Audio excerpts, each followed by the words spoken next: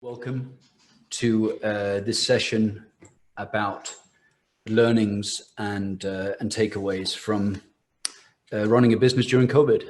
And before I introduce you to my panel, I must tell you that the original plan was much more exciting than sitting here talking about COVID. It was actually for me to run with the delegates around Stamford Bridge. So we're going to have to save that one for 2021. And instead, we're stuck here behind our screens talking about a pandemic. But a silver lining has to be the fact that I've got a pretty exciting panel to talk about these matters. And we have a smorgasbord of items to cover. So I'm going to very quickly give you an introduction to who's in the room. Starting with Southern Europe.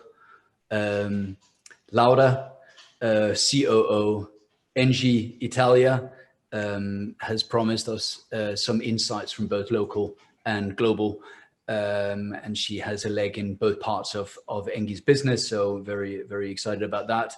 MARKUS BROKHOF, who's staying up late for us, he is with AGL, and he is joining us from Melbourne, and he actually landed in his job in Australia about 10 minutes before lockdown. So very interesting indeed. And he can also tells us a little bit about what it means to join the C-suite with a major disadvantage of not being able to engage with a new team face to face. Chris joins us. He is the group head of HR from SOCAR Trading in Geneva. He actually joined the business during lockdown. So I'm going to try and talk about some matters, aspects relating to people. And finally, Domenico de Luca, who actually lives in Valencia, is very adept at working remotely, dealing with some 30 countries on a virtual basis. So normally he would split his time between Baden and his home in Valencia. So a very warm welcome to all of you. I like to dive straight into the questions. I would like to tell all our delegates that they are very welcome to pop questions on the chat, and we'll bring them in. But even without questions, I'm sure we've got a ton of content. I'm going to start by talking about the subject matter of information and information flow, which seems to be one of the key items coming up when you talk about the impact of the pandemic. Turning to you, Laura, on this one, having to, from one day to the next, engage in remote management of trading is one thing, but also moving from, when you mentioned to me pre-pandemic was meeting 2 hours once a week, and you've increased it now. Can you talk us a little bit through the bonuses that you've had from adopting a more structured approach to sharing information in your organization? Yes, so hello everybody, good morning. So indeed, Jakob, what we have seen as a challenge at the beginning, switching from one day to another one, from an open space office to work remotely, is exactly what you've mentioned. So the flow of the information. So basically, we were really used to have the information flowing through the whole day towards all the teams. And suddenly everybody was at home. So we felt really the need with the local management to structure a little bit more the communication during the pandemic and also during all the work at home times.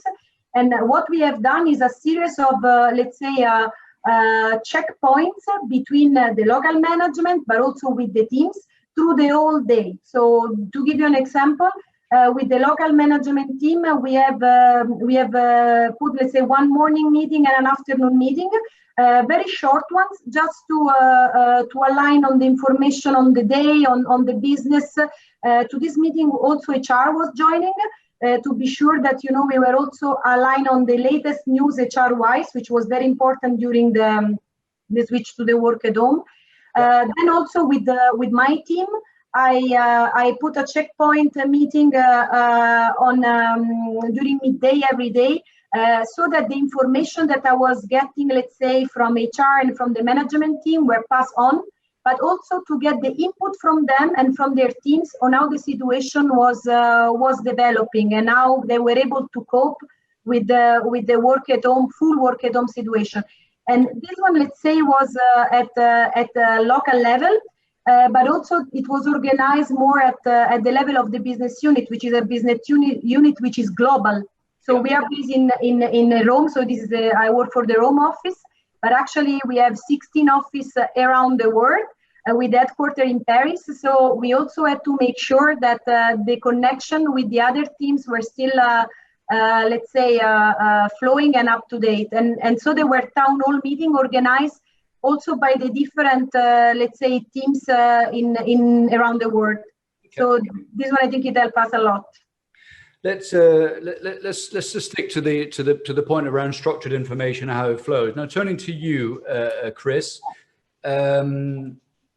information sharing and transparency. You've implemented, or SOCAR Trading have implemented rather, the same sort of town hall type of daily short briefing. You've also invited a wider audience than just trading to take part in that. Could you talk us a little bit through your experience and the benefits that has been for the wider organization? Yeah, certainly. So when I joined 1st of April, was in the middle of lockdown, and I was there in my basement, starting with a laptop, and not sure what to do or how to expect it to work. But I found the management of the company would have got themselves well organized with communications. And I think, taking Laura's point, communication has been the key in the ramping up of communication. So the behavioral change I've noticed coming from COVID has been twofold. One is it's forced better communications. So people, traders, operators got together on calls daily, and then noticed more people were joining in. So they opened it up very openly, said, look, we've got nothing to hide. We're just talking about business, talking about volatility. We're talking about the markets. So we found is that the traders were joining in, but then also operations. And for me, joining the company on 1st of April, I was able to learn very quickly what the commercial business is facing and what's going on. So an audience which should only be about 20 or 30 people suddenly came to about 80 or 90. And throughout the 8 months or so, we've been going through the COVID ups and downs. And unfortunately, this is something which is going to stay with us for a while. It is quite a serious thing out there, and it's affecting all of us. But as we've been going through the months, the communications and these calls have been very well received. So we all have a good understanding of what the traders are facing. So whether you're the receptionist or the HR individual, they know what's going on in the different desks. And somebody said to me, when I first joined, they said, "Are you really going to miss meeting people? And you're really going to miss, having that coffee with someone and just getting the latest gossip?" Well, yeah, you move away from that, but you could say that's maybe the inefficiencies of working in an office. But it's opened up that, I've now got traders saying to me who work on the same floor normally. They say, "I now know what that guy at the end of the corridor is now doing. We're now understanding more better what's going on." So they just openly just started sharing and talking. So that's been, something which I've seen in terms of the flow of information has been better than just the dialogue. And I think the technology and the systems allows us that. We're all in the same boat. We're all using the same system, and you all got a captivated audience. So this is where that kind of everybody being on the same level kicks in. I would also imagine that perhaps historically, if the traders were having a meeting and a credit or a risk manager said, "Oh, can I join?" There might have been in some organizations some resistance to extending that invite. Whereas if you have it's an open door policy, it might offer different individuals and different employees an opportunity to get an insight without there being a perceived second agenda. Would you agree with that? Well, that's the second behavioral change you notice. Yeah. The barriers that you see in an office have gone away. If you see a manager in his office surrounded by lots of paperwork and people, you might not approach them because you're a bit maybe timid if you're a more junior employee. And again, by having the conference call, everyone joining in, you can be quite anonymous just to listen in. It's fine. And you get to hear what's going on. But also, when you want to reach out to someone you always know is very busy at their desk, you're dropping them a quick WhatsApp message or a quick Teams message or whichever platform you're using. And everyone's responding back and everyone's managing the time better. You know, traders are enjoying it at times because they can actually work doing the trading and then they can switch on to when they need to sit down and speak to their risk and risk of chasing people at the same time. So that behavior has changed. People have been more open and more direct as a result of this situation we find ourselves in. Okay, so response times are quicker, management is more accessible. Let's turn to you, Markus, for a moment. Obviously, this all sounds really positive. There's improved information flow. You can get hold of people. You can get hold of your management. Is there a risk of oversharing? And what does this do to your management layer in terms of their workload? That's a good question. I think what we have discovering also now over the last 6 months, because the lockdown here in Victoria particular is already ongoing since 6 months.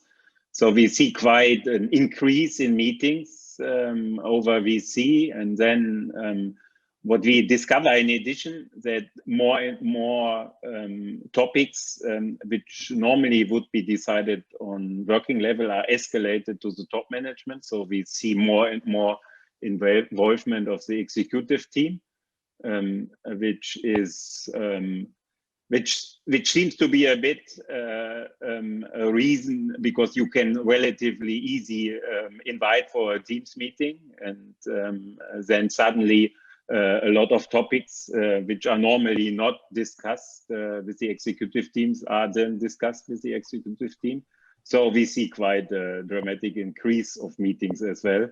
So and we have also now started some initiatives to kill some steering committees, because a lot of steering committees have been also established for various projects.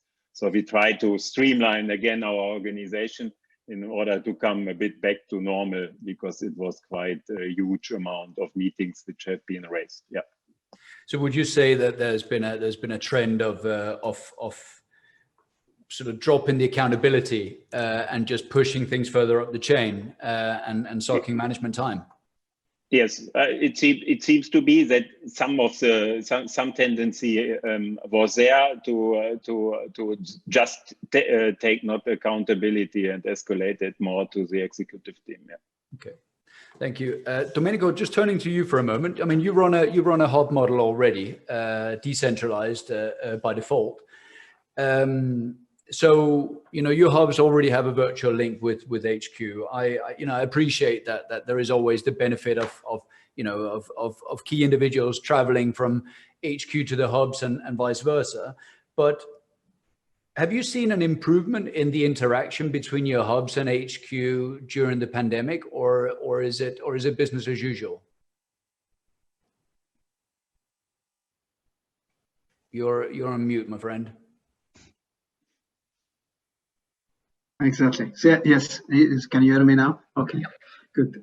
So yes, we have seen actually an improvement, I would say, because the efficiency offered by the systems we are using. So less traveling, but I think more interaction with the offices. I would say it is difficult. I mean, it's a difficult question. So in terms of just to give a judgment, I would say we have more interaction. On the long run, does it mean that we can work like that just by having this interaction? I'm not sure, because I think we need also the emotional component. The emotional component is much more difficult to be expressed in a video. But in terms of efficiency, in terms of how we structure our discussion, the message, I think it has been this system, this way of working, force us to be very structured in our message. So we are becoming more efficient. And so I don't feel, I think I have met more offices in these months, because, I have one town hall after another, country by country, which would have been impossible just by traveling. Yeah. No, clear. let's talk a little bit about what your companies have done over this period. Because of course, companies like yours, Laura, with you may share the same logo as a part of ENGIE in Singapore, but for all intents and purposes, I'm sure when you work in a large organization like that, apart from the logo, you may not have an awful lot to do with other parts of the businesses. What have ENGIE done to help incentivize that cross-company collaboration?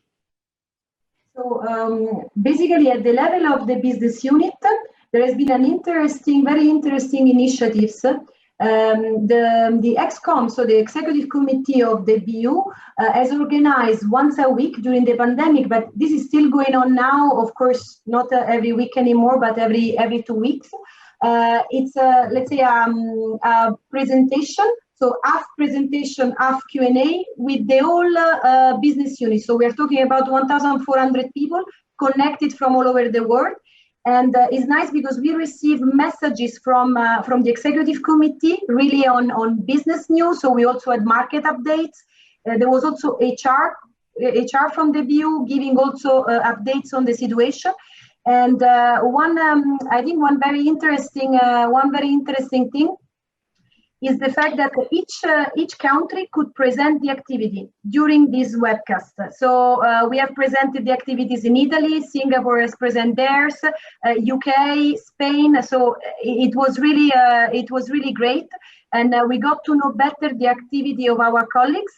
And also it made easier, to relate. Maybe, we have similar needs, similar issues to solve. And this one, I think, was one of the great, let's say, takeaway that we got from this. So there was, I think, really more time to share and to look into this. So we were all more open to that during this time. No, very good. Thank you for that. I think that's a strong initiative. Just switching topics completely. One thing that you brought up, Markus, was AGL's investment in mental health initiatives. Can you talk us a little bit through what that means concretely, please? Yeah. As you are maybe aware, Australia, I think part of Australia, particularly the state of Victoria, has been in lockdown, as I said, for 6 months. So the period was quite extended, and people were, after the start and the switch into home office, I think then the problem started because also kindergartens were closed, the schools were closing. And people were suffering very much, particular when it comes to working from home, when both parents are working from home. So because this vulnerable worker, and we started to look particular for this one. So we asked for exemptions with the government, but also we implemented a mental health program with various components, for example, organizing private childcare, but also establishing a network of parents which take care about the kids from each other, in order to make sure that people still are able to work properly from home.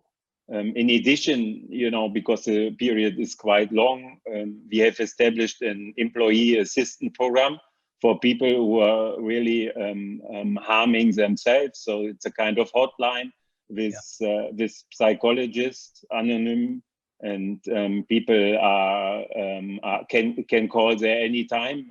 Also during the night, it's a 24/7 hotline in order to ask even for professional help, which we also stimulate in order to make sure that people are not suffering from this circumstances so much.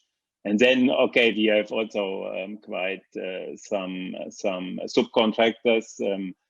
For our 4.2 million customers, we have quite some call centers, which were also suffering very much on the Philippines and in India.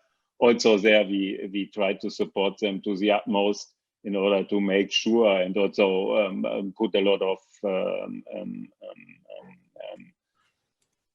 communications out to our customers that they should be not worried when they hear in the calls a lot of background noises. I think that's a really important point you're making there, Markus. Sorry if I'm just interrupting there, Jakob, but I think that globally, the amount of information about mental stress and mental awareness has just rocketed through the roof. You know, it's now, the phrase, it's okay not to be okay. And management and companies are recognizing that kind of, there is an awareness now of the work-life balance that we're all having to deal with, an awareness that our employees with kids and creches and schools closed and how it's affecting work. I think that's been the, you know, if there's the positives that we've got to try and take out of COVID, that's definitely one. And the marginal gains we can get from it. You know, I've been reading this book from the Career Psychologists by Robert Archer, Dr. Robert Archer. You can find him on LinkedIn. I found that really useful because it just tells you what are the little wins you can get each day to make your life better, to really come over the stress barriers or the anxiety barriers you're making. And I think the internet has really helped us get lots of things out of it. And like you say, Markus, the examples from your company are really good. And that's something which I've seen that management doing a really good job, not just in our own companies, but around the world, this sort of awakening to what our employees are going through. No, I think it's I thought it was really interesting, Markus. You also mentioned there was another term that you used, which was a buddy system. I think last time I came across that was in primary school. Yes. And I thought it was really interesting to implement the grown-up corporate equivalent to a buddy system. So please enlighten us. Yeah, I think we discovered then also that we wanted to that we need to stimulate in the leadership team, but also in the executive team, more the communication, also outside work, and sharing some concerns or some problems which you discover after such a while. And then we came back to our buddy system, and then each of us has a buddy. And then we are exchanging all the day-to-day issues or private issues which we are discovering in order to interact. And this is also dripped down then into the organization.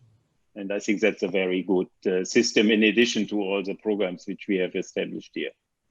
I think that's a very meaningful initiative, Markus, because I think one thing, and you know, Chris, just on your comment there, one thing is to say to somebody or to say to your employees, oh, the door is always open, virtual or otherwise. But actually, the buddy system is a more, I don't know, there's something a bit more tangible about it. Because I think we've all been told that a door is open somewhere. It doesn't mean that you decide to grab the handle and walk in. You know, it's so I think that's really good to hear, Markus. Okay. I'm going to switch and talk a little bit about opportunities, changes, and constraints. Question for you, Domenico.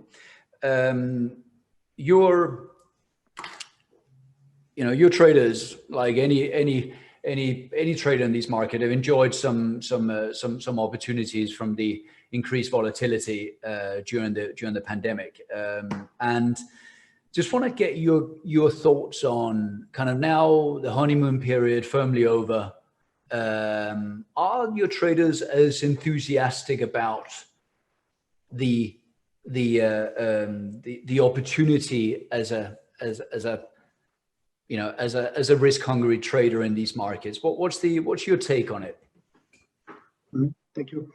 Well, as you said, the spike of volatility was unique, through the COVID. That's of course opened up opportunity to make money, but also to lose a lot of money. So you got to be on the right side, no? So that's important to mention, no? Because it's not always completely correlated.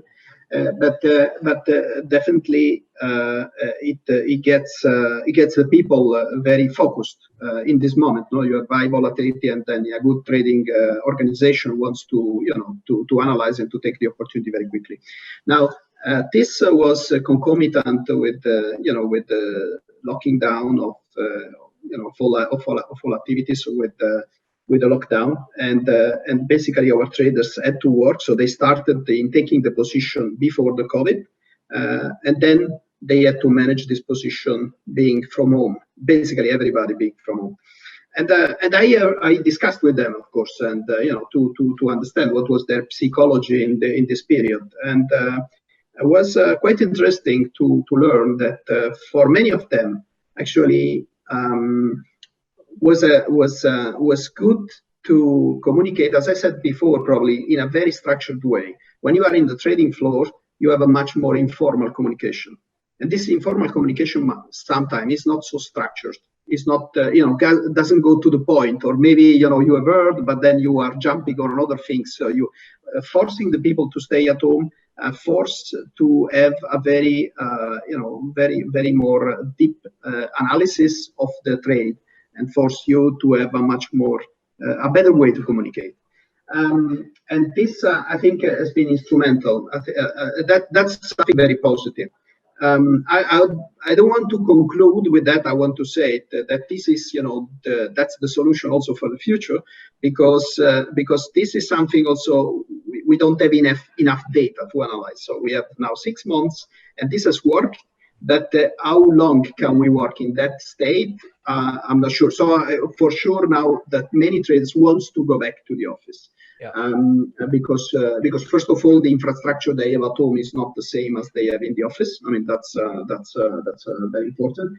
And also, this being together and sharing together is very important. So it's that's our experience. So would you, let's say there's a cure next week. Would you go as far as to say that the post-pandemic setup would be one that sets out to get the best of both worlds? Because you're talking about the emergence of different qualities in the trader. Some are more effective operators when they're sitting from home without the distractions. Some are missing the office. I can see from a talent acquisition point of view that there's a trend now emerging that obviously money has always been a sure way to incentivize and secure talent, but now there's a second piece emerging, and that is how flexible is your organization and in terms of setup.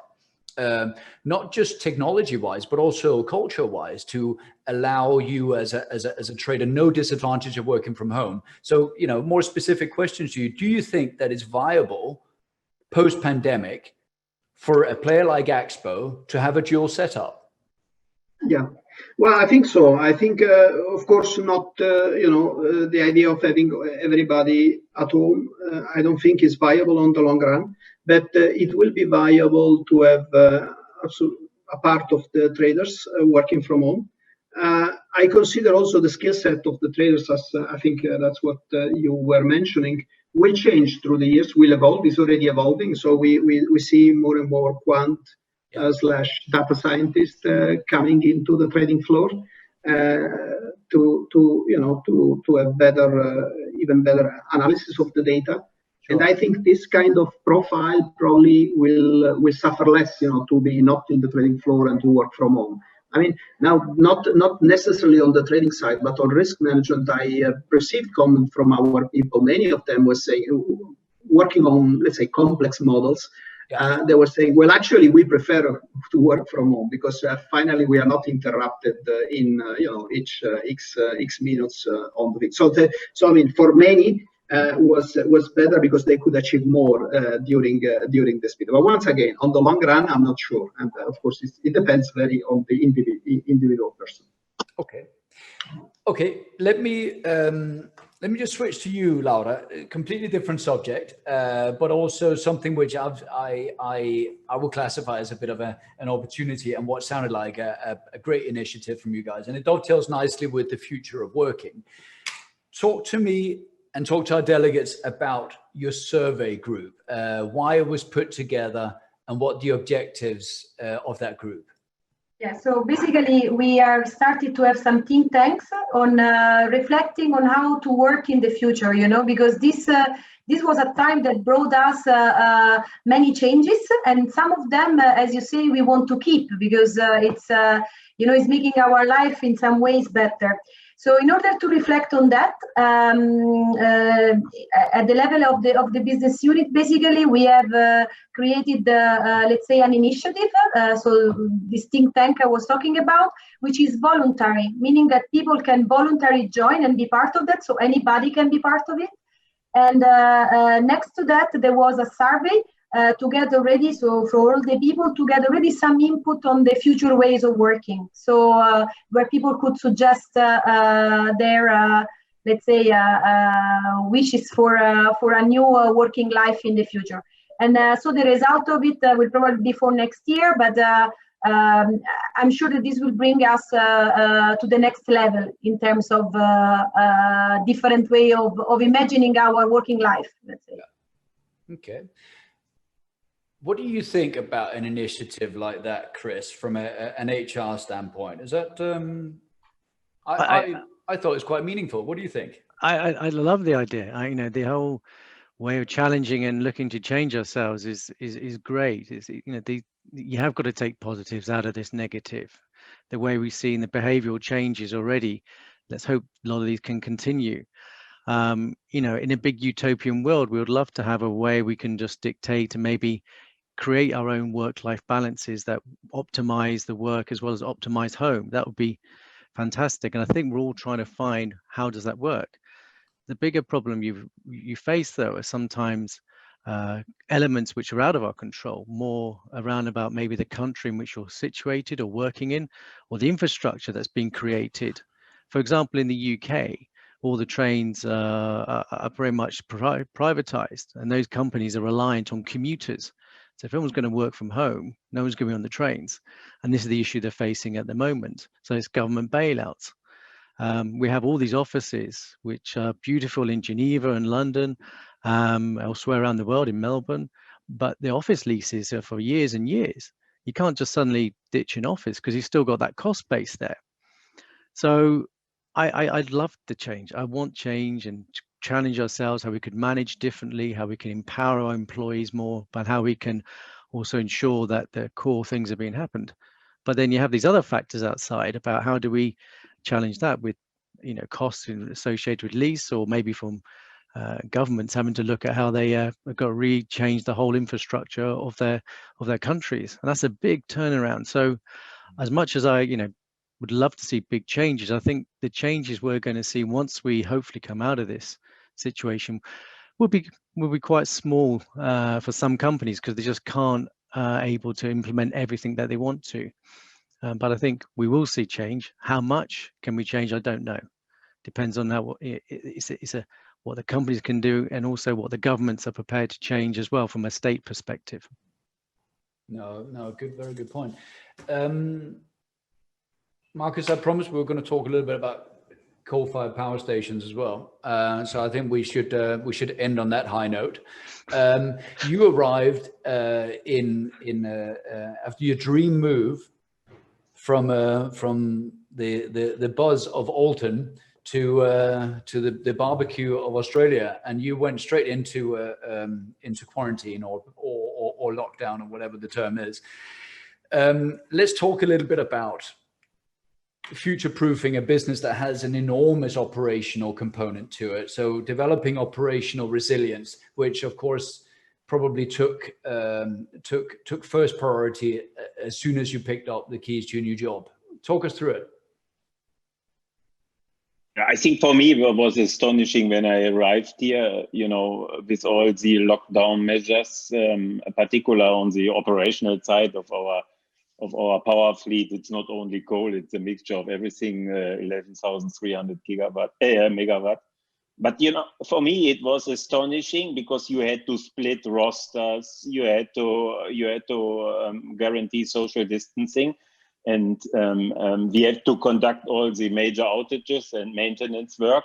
Particularly now, we are preparing for the so-called summer readiness here in Australia, because temperatures will pick up in Q1, and then most of the generators here in Australia have to make sure that they are available, and we are supplying still 25% of the overall consumption of Australia. This is a very important fact, and I was just impressed how the resilience of the portfolio, but also how the people have managed it. We have even mobilized camps to the site, because we could not imagine how severe it could be, in order to enable even the people to sleep at the site, in order to disconnect even from their families. So quite severe measures, which we luckily didn't need to take. But this is quite astonishing, and I was not expecting the complexity of this kind of operation, getting dispatching centers splitted, getting shifts splitted, getting operators. They couldn't interact with each other in order to make sure that you always have a backup, and also isolating contractors which are coming on the site. And, you know, we had also some COVID cases on the site, and then we had to self-isolate immediately the people tracking their contacts on the site. I think that's quite a huge effort, particularly when you do a major outage, that you are mobilizing 500 additional people on the site. So a huge effort, and I think that is a very complex operation which you need to conduct in order to make sure that this is not spread. Yeah. No, well, thank you for sharing that, and quite a challenge for sure. We've got 3 minutes, and I'd like to go back to you, Domenico, on the concept of nearshoring. You already have sort of successful centers in places like Madrid and Sofia, which you've implemented for to face the constraint of talent, or because it may just be operationally cheaper to run it from there. Has COVID allowed you to accelerate growth as far as nearshoring is concerned in your organization? I would say yes. We actually historically we were present we have been present in Sofia. I think Markus BROKHOF was working in our organization. He knows very well, Markus, no? When we started this operation. Now we have quite a big operation there in Sofia. And now for the IT activities, we have chosen Madrid, where we are nearshoring more activities. So why COVID enables this kind of nearshoring? Well, I think very simple. I mean, the fact of being able to communicate and in a proper way, we learn more and more that we can work very well by having international communities. So teams which are sitting in different places. For instance, in risk management, we have actually a part of the people in Poland, in Warsaw, and the rest of the people spread across the several countries and in Baden. I mean, this of course, these tools, this media will allow us to do more of these activities where we, if we have scarcity of talent in particular country, let's say in Switzerland, where we are struggling at the moment to find, probably the right talent in IT, because it's a very tight market, then of course, this enables us this way of working and the organization itself to go elsewhere. Very good, very good. So that's an opportunity. That's thank you, Domenico. And guys, it's a wrap. This was merely a teaser for the next session, which is intelligent automation. So luckily that's hosted by somebody else. I'm not even sure what it means. So, but I will thank all of you guys for your time this morning. I've enjoyed it. I hope our delegates have too. And I will catch you another time, guys. Thank you for your time.